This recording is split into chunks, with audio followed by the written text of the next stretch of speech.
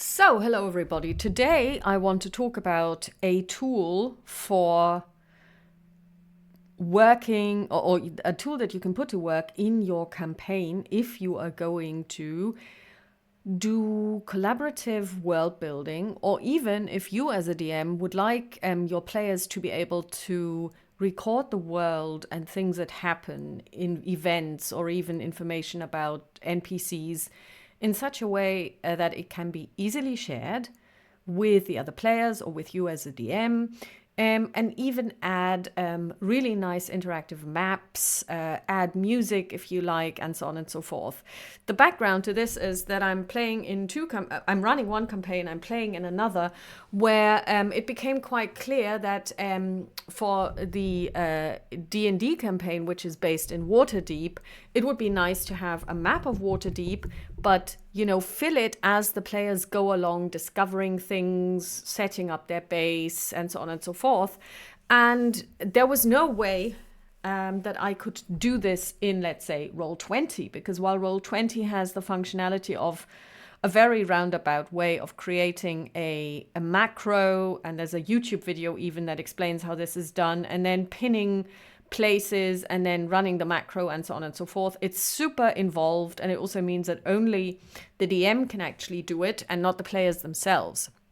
And in the other game, we came across the need to create a family tree. And of course, we tried this, and you can do it in Google Docs, but it's by no means so nice. So I started researching engines, and I came across World Anvil, and I took out a subscription for that. And we worked a little bit with it and then abandoned it because we are not happy with it. So I kept looking, and I came across LegendKeeper. Now, spoiler, you will not be able at this moment in time to build a family tree in LegendKeeper, but LegendKeeper has everything else that I would like to see from such a world building engine. It is not a virtual tabletop simulator like Roll20, but with a little bit of tweaking, you can even use it for that. So basically, in order to use it, you go to legendkeeper.com, and then you can use a free trial account for 2 weeks. After that, you will have to make a decision to either let it go or to subscribe. I have subscribed, and it's 90 euros a year, so it's more expensive than your the first tier, paid tier of Roll20, but of course it does something entirely different, and it isn't out there to replace Roll20 because it caters to a completely different need.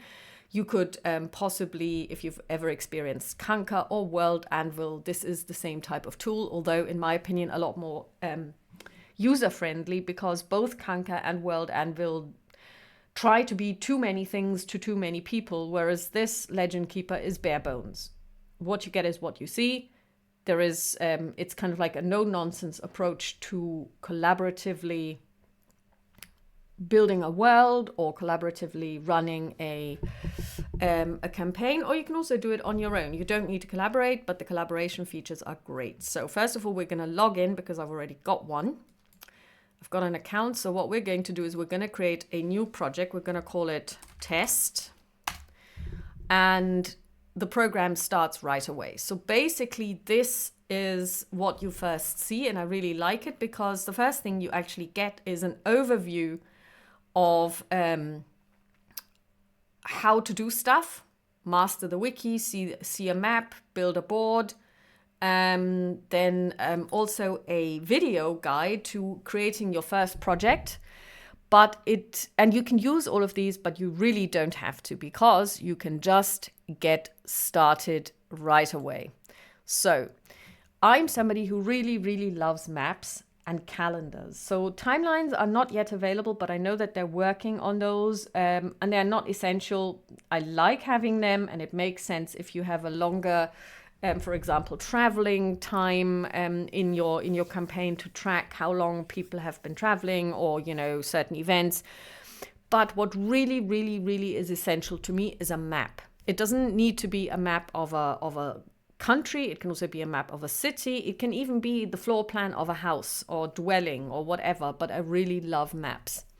And the reason why we first started looking, or I first started looking, was mainly that I wanted to be able to build an interactive map. And so this is what this tool can do for you very easily. But before we go into maps, let's take a look at the create new. What you can do is you can either create a wiki page, or you can create a board, which is like a mural, or you can create a map. And if you go to simply create down here, you get a list of things that you can create, because not only could you create a page, an empty page or an empty map, but you can also create from templates. So let's say we want to build a location. So we give this the name, for example, Waterdeep. Then we say, you don't have to do this, but these are call outs that you can use. So for example, something like a quote, the city of splendors. Then you can describe it.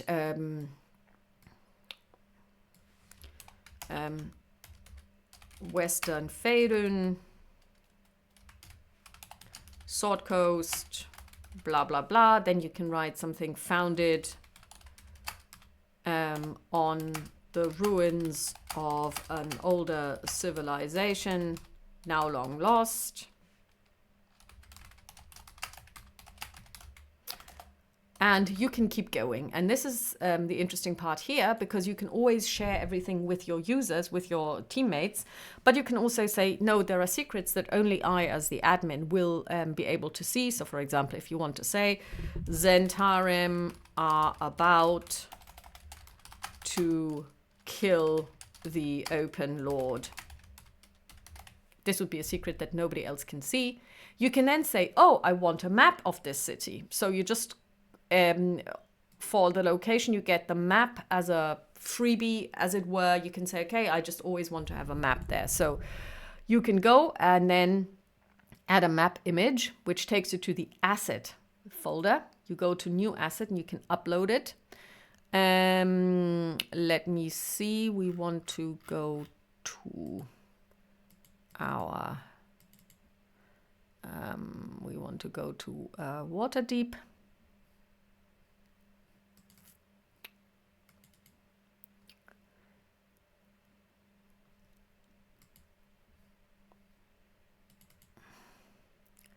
And here we have a map of Waterdeep.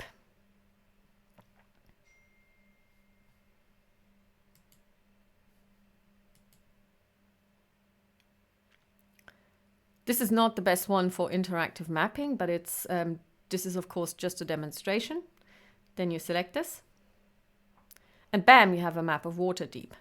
And then you can start creating elements in it. So you can say, here we have a warehouse on the docks.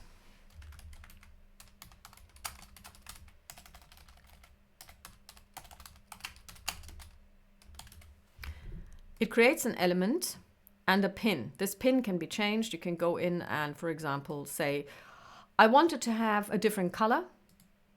I wanted to have a different shape. And I can also change the icon. So if I say, okay, I want to turn this into a, I don't know, a place where you can also have transportation, you can choose this. And then it turns into a little wagon. It also changed its shape because I told it to, and it's also changed its color. Then I can say, I just want to go directly to the element itself. Then the element gets opened. You can see that it's already a sub-element of Waterdeep locations. Then you say, okay, it's also a location. Weird people come and go at night. Dingy warehouse. You can also add an image. Again, we go to our image library and we just pick this image and we just put it there. And now we can set this as a cover. So whenever somebody actually looks at the map of Waterdeep and clicks on this, they will see the image directly, and they will also see all of the information. I, as an admin, can also see the secrets. If you're just a member, they won't be able to see the secrets. You can also do, if you are so inclined, add ambience. So you can link Spotify music to this. So what we're going to do is we're going to go to Spotify. And I usually go with stuff from Kevin MacLeod. Let's say Kevin MacLeod.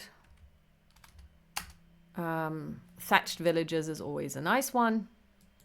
So we're going to click on link. And this is something that is a little bit of a hack, because if you just try to save it like this, it won't work. And the reason is that Spotify always has this international, and then it gives you the country version. You have to remove this bit, and then you can save it, and the track is now there. So if somebody kind of wants to get an idea of what the Warehouse on the Docks ambience is, you can click on this, and it will actually the music.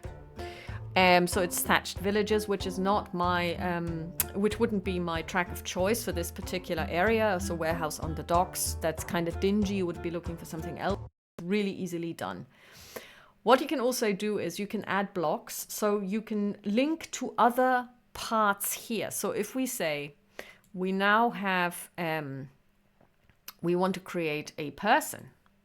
So we say we want to create a character, and we call him Freak the Mighty. And yes, this is a nod to a very good movie from the 90s. We can give him a picture. And this is him.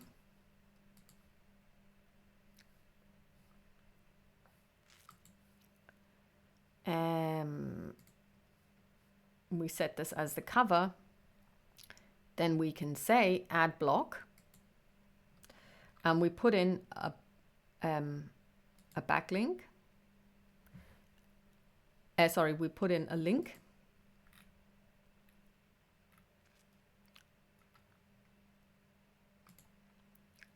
And then we say, well, actually, we link him to the warehouse. So basically now these two elements are linked. And if we go to the warehouse, we can also say add block, link, and we put Freak the Mighty in here. And we could call this anything. We could say people in the warehouse. And basically when somebody opens this location, they will see who is associated with it, and they will be able to go there and take a look and find out more. And so over time, you can build up this knowledge base, but also this this information base, so that people can navigate through the city. They can start out with the map of Waterdeep. Everyone, all of the players can go in if they have the permission of member, and they can just add pins, you know. So for example, maybe Lyra lives up here, or maybe Min Sharai lives up there, or there's this castle. They've been there, they describe it. And not only that, since the warehouse on the docks has been identified as a location, you have already got the map tab, and you can say, well, actually, we have some information about this because we have a floor plan. Now let me find a floor plan right quick. There should be one here.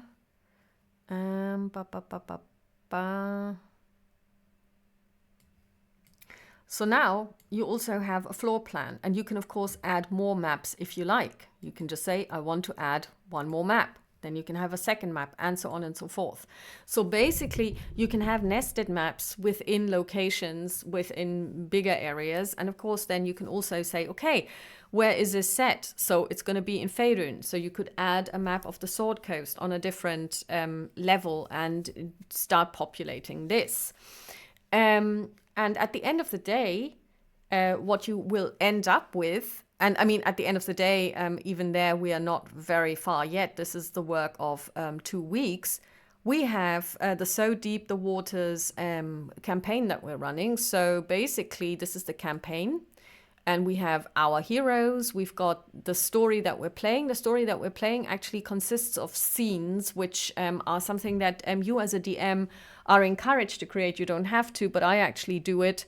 And I really enjoy it because, and it's also quite practical, what you can also do is you can say, okay, I want to add for example, a quest or a scene, and how I run them. So basically a scene tells you what the setting is, what the plot is, what the dialogue is, if you have notable dialogue.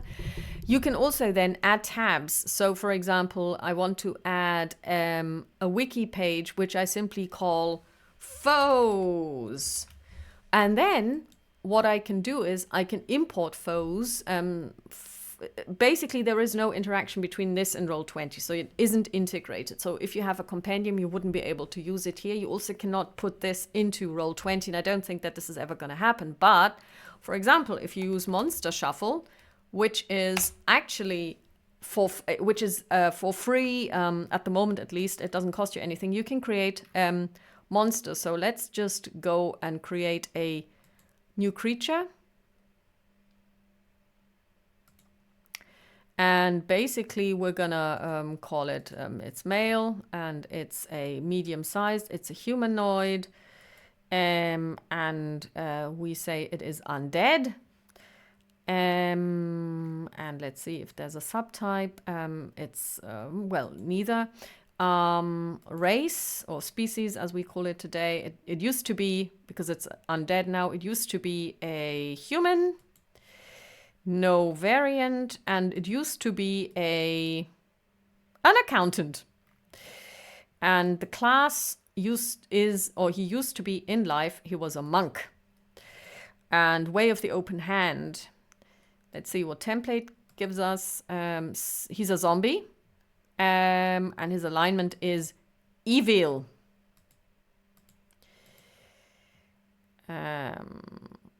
Chaotic. So, and now basically you have and we're going to give it a name.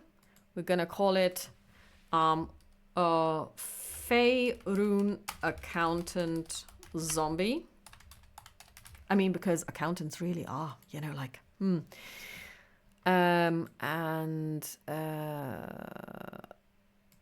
we're going to call her Holly Brinkwater.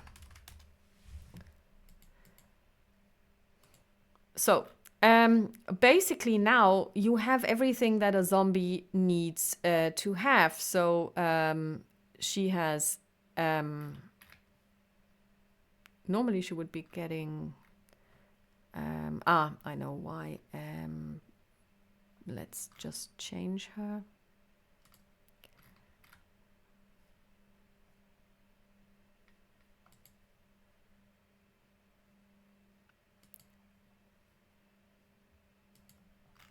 It sometimes does that, and I'm not quite sure why.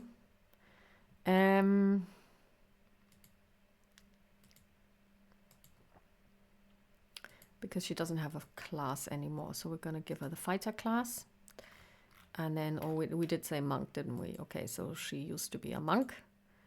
And let's see what happens. So now you can actually see that she has been turned into a monk. So 12 unarmored defense. So with the basic stats that would make sense for a monk. Acrobatics +4, religion +2. She has stunning strike, evasion. So this is all drawn from the 2014 5th edition information, multi-attack. And you can also say, okay, at the moment she's a 1/4 challenge rating, 50 XP. But you want to bring her up to, let's say, 1/2. So first of all, she gets more deadly. As you can see, her hit points go up. Her speed is faster, and now she's at 1, so her hit points are 10. You can also change those if you like. You just go, okay, let's roll them again. So hit dice for this one are actually D8s.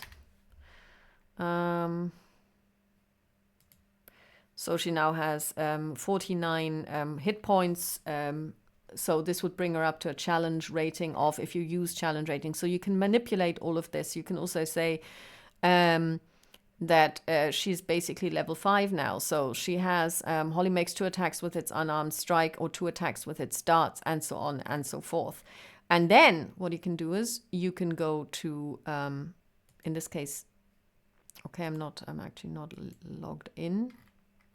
You go to options and you export it as a markdown text. Save as file.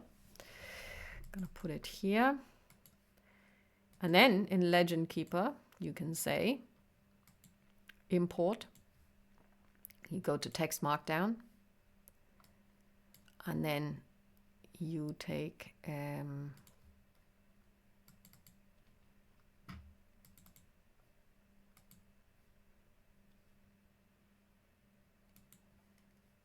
let me see where I put it. That's weird.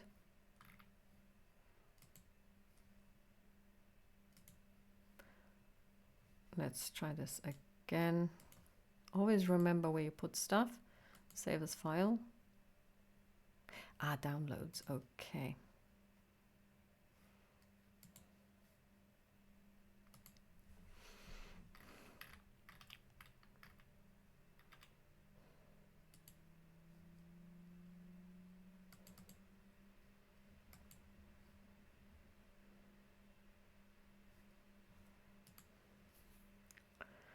Okay, we'll have to do this again.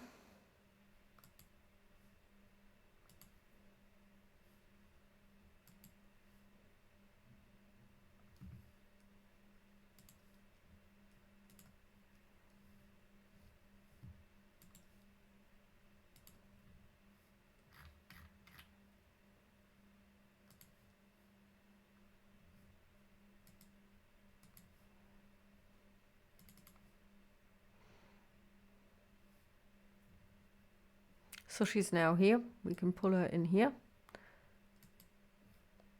And she is fully editable, which is really good. And there is something else.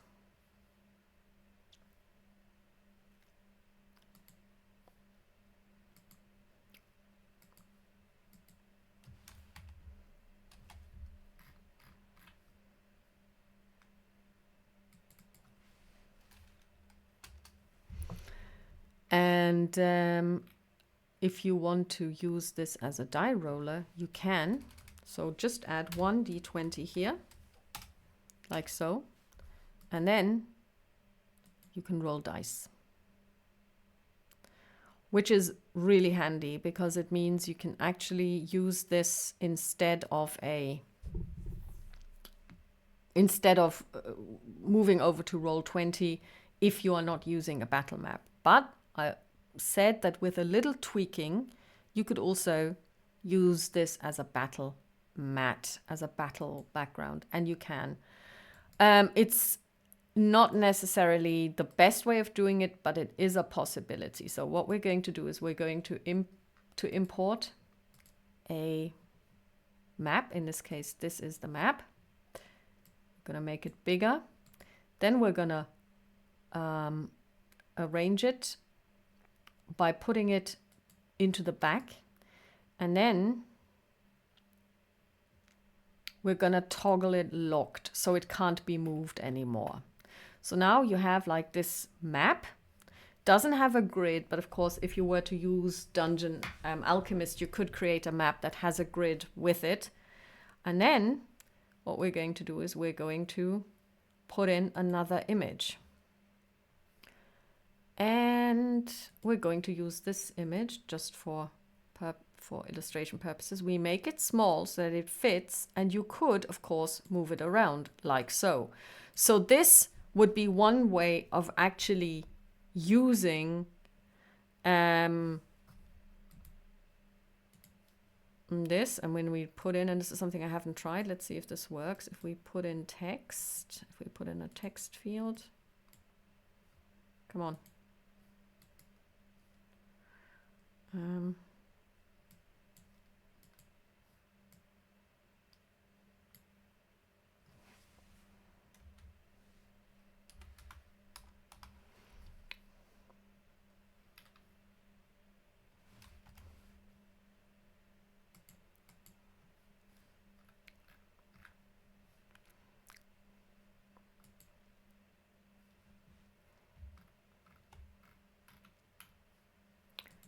You could, of course, then start. Can I make this bigger in any way? I don't know why I can't. This is actually just my problem. It's not the problem of the actual program. Zoom in. Here we are. And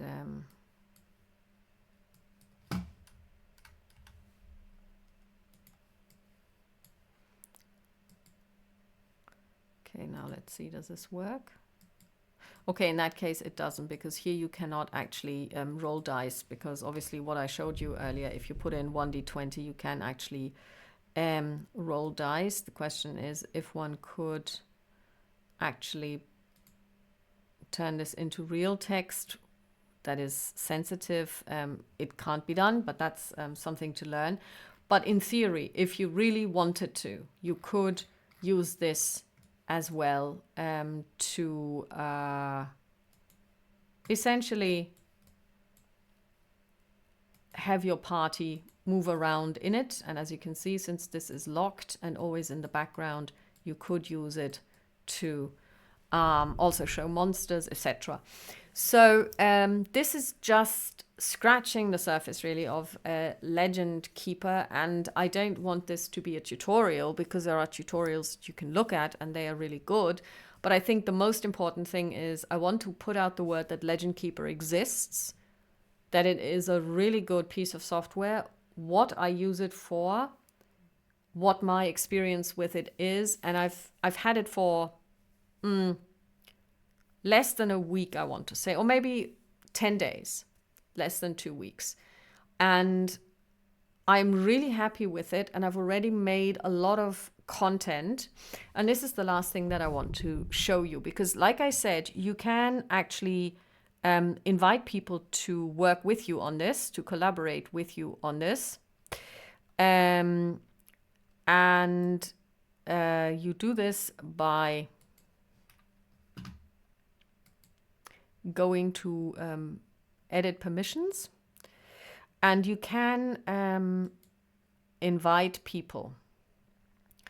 And the other way you can also do this is to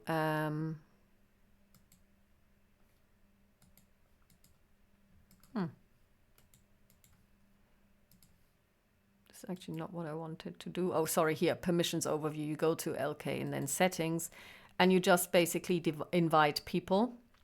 You go to add member, and then you send an email. And this is something that's important. You have to actually send people an email to do this.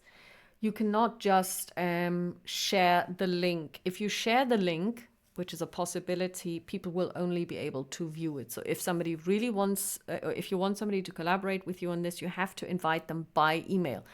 Note, they don't need an account. So they don't have to pay.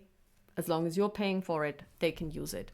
The second thing you can do, and it's not like it's either or, but you can also share the project on the web. Anyone with a link can view the visible pages in your project. Anonymous guests can't see secrets, hidden pages, or their descendants. Changes can take a few minutes to propagate to your public-facing project.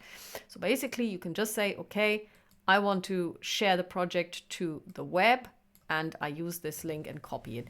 Why would this be useful? Well, I could imagine that maybe somewhere down the line, we would send this to our patrons who have access to our Patron-only content, so that they can also view the pages and then read up on things that have been happening. This is something that you might also want to do. Or if you say, we want to share our project with the world, lots of people do this as well. And you can just, for example, integrate this in your website or whatever, to give people a glimpse into your own world. So that's all from me. Like I said, LegendKeeper, I'm not sponsored by them. I have a full subscription that I paid for myself, but I really, really like the software, and I just wanted to put the word out. Talk to you soon. Bye.